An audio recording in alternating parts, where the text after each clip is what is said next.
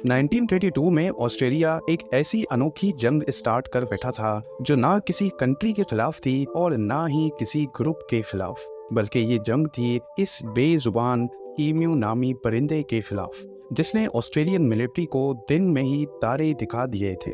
सुनने में तो ये काफ़ी अजीब लगता है कि एक परिंदे से भला किसी को ऐसा भी क्या मसला हो सकता है कि उसके खिलाफ एक पूरा मिलिट्री ऑपरेशन स्टार्ट करना पड़ जाए। पर ऑस्ट्रेलिया ने ऐसा कदम उठाया भी था और उसमें बुरी तरह शिकस्त भी खाई। नाजरीन, वर्ल्ड वॉर 1 के बाद पूरी दुनिया ग्रेट डिप्रेशन से गुजर रही थी और ऑस्ट्रेलिया भी इसकी जद में आ चुका था। यहाँ फार्मर्स अपनी फील्ड्स पर कोई भी चीज नहीं उगा रहे थे क्योंकि मार्केट में डिमांड और सप्लाई के फर्क की वजह से हर चीज की कीमत बहुत कम मिलती थी, जिससे किसान अपना खर्चा भी नहीं निकाल पाते थे। अगर ऐसा ही चलता रहा तो ऑस्ट्रेलिया के पास खुद के खाने के लिए भी कुछ नहीं बचेगा। इस चीज पर काबू पाने के लिए ऑस्ट्रेलियन सरकार ने फार्मर्स को फोर्स किया कि वो वीट की प्रोडक्शन स्टार्ट करें और उनसे वादा किया कि गवर्नमेंट उनसे वीट अच्छे रेट्स पर खरीदेगी। फार्मर्स गवर्नमेंट की इन शर्तों को मान गए और वीट की प्रोडक्शन स्टार्ट कर दी। लेकिन जब ये फसलें तैयार हुई तो गवर्नमेंट अपने वादे से पीछे हट गई और फार्मर्स को कम रेट ऑफर करने लगी।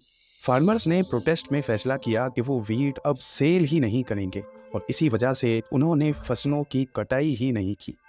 अब ऐसा नहीं था कि ऑस्ट्रेलियन सरकार को वीट की ज़रूरत ही नहीं थी, वो एक तरह से फार्मर्स को ब्लैकमेल कर रहे थे क्योंकि उनको मालूम था कि तैयार फसल अगर फार्मर्स गवर्नमेंट को सेल नहीं करेंगे तो उनकी फसल पे कीड़ा लग जाएगा। पर ऑस्ट्रेलियन सरकार को क्या मालूम था कि आने वाली मुसीबत कीड़ा लगने से भी ज़्यादा तकलीफ देने वाली थी। ईम्यूज जो सिर्फ ऑस्ट्रेलिया में पाई जाती हैं, उनका ब्रीडिंग सीजन ख़त्म हो गया। ये एक सीरियस मसला था क्योंकि ईम्यूज अपने ब्रीडिंग सीजन के बाद माइग्रेट करती हैं। जब ईम्यूज इनलैंड एरियाज से कोस्ट की तरफ माइग्रेट कर रही थीं तो उनको वेस्टर्न ऑस्ट्रेलिया में तैयार वीट फील्ड्स नजर आए। 20,000 ईम्यूज का टोला इन वीट फील्ड्स में घुस गया और रातों रात फील्ड्स को खाकर तबाह करने लगा। 5.5 फुट लंबा और 45 केजी वजनी ये परिंदा एक दिन में 2 किलो तक खुराक आसानी से खा सकता है।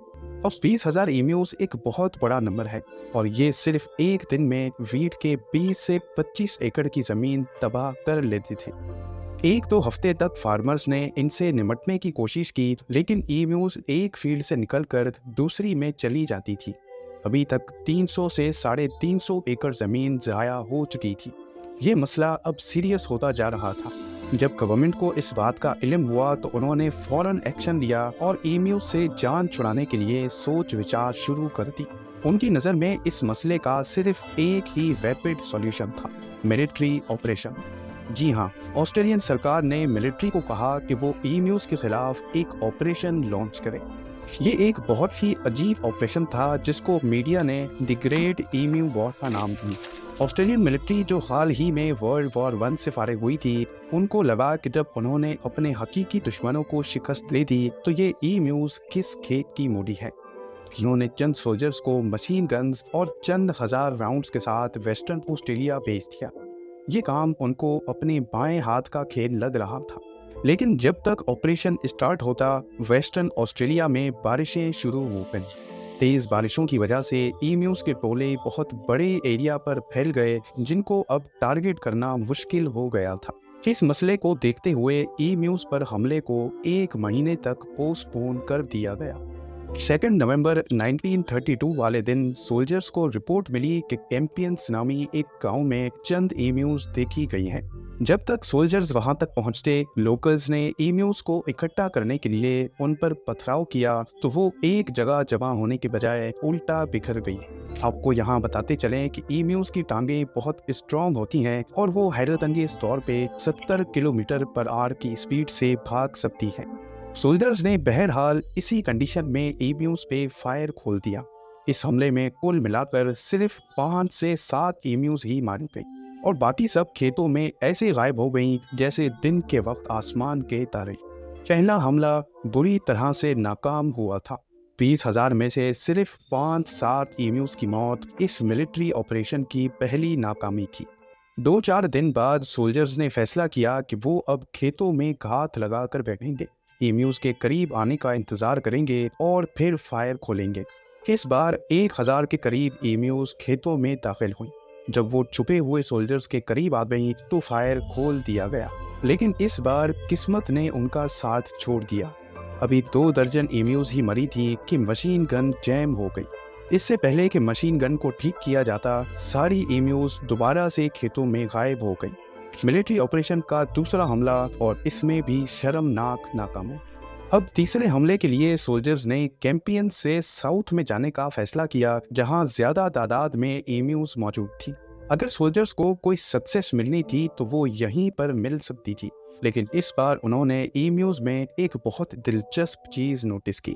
उन्होंने देखा कि एम्यूज अलग अलग ग्रुप्स में डिवाइडेड हैं और हर ग्रुप का एक लीडर है जो एक तरह से उनकी रखवाली कर रहा है।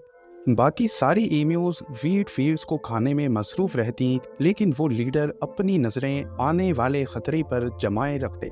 जैसे ही सोल्जर्स के आने की पनत पड़ती, वो लीडर उन सारी एम्यूज के ग्रुप्स को वहां से भगा देते थे। अब सोल्जर्स उनका पीछा करते करते थक चुके थे। उनको एम्यूज के खिलाफ ये जंग भारी पड़ रही थी। जैसा कि जंगों में होता है, जब दुश्मन एक तरीके से काबू ना आ रहा हो तो स्ट्रेटजी चेंज करनी पड़ती है, और ऑस्ट्रेलियन मिलिट्री ने भी एम्यूज को सबक सिखाने के लिए अपनी स्ट्रेटजी चेंज करने का फैसला किया। अब उन्होंने प्लान बनाया कि वो मशीन गन को एक गाड़ी के पीछे इंस्टॉल करेंगे, एम्यूज के झुंड में तेजी से घुसेंगे और फिर चलती हुई गाड़ी से ही भागती हुई एम्यूज पर फायर करेंगे। पर जैसा वो सोच रहे थे वैसा शायद असली जंग में तो होता हो, लेकिन यहाँ दुश्मन बेशक ना उड़ने वाला ही सही, पर बहुत चालाक परिंदा था।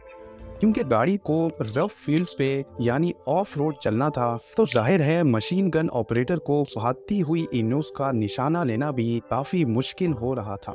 कई राउंड्स फायर करने के बाद एक आध गोली सही निशाने पर लगती थी।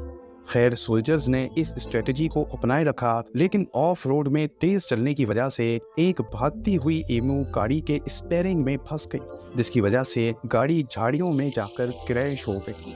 इस अटेम्प्ट में 2500 राउंड्स फायर किए गए और सिर्फ 200 एम्यूज मारी गई। चौथा हमला और न्यू स्ट्रेटजी भी फेल हो चुकी थी। ऑपरेशन को थोड़े वक्त के लिए रोक दिया गया।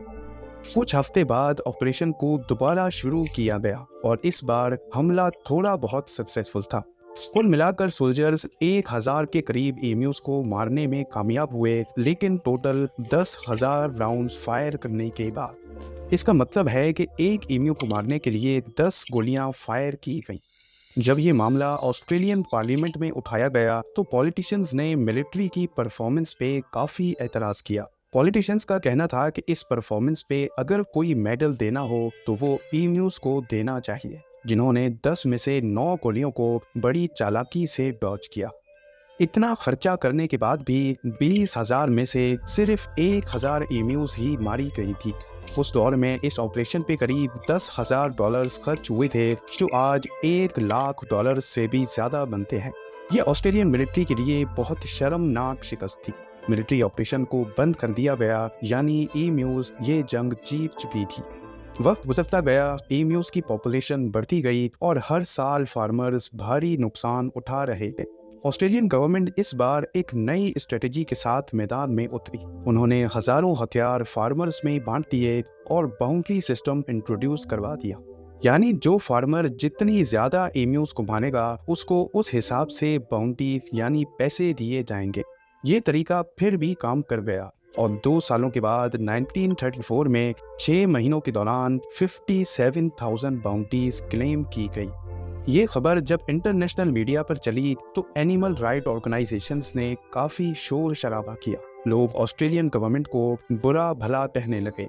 ऑस्ट्रेलियन सरकार करती तो क्या करती, उनको ये बाउंड्री सिस्टम भी बंद करना पड़ गया।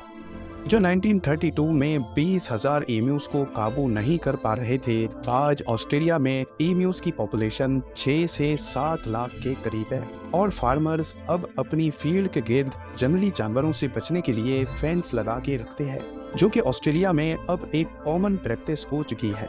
बेशक अभी फार्मर्स को ऑस्ट्रेलिया में जंगली जानवरों से इतना खतरा तो नहीं है, लेकिन एम्यूज के खिलाफ हुई ये जंग इतिहास में हमेशा याद रखी जाएगी।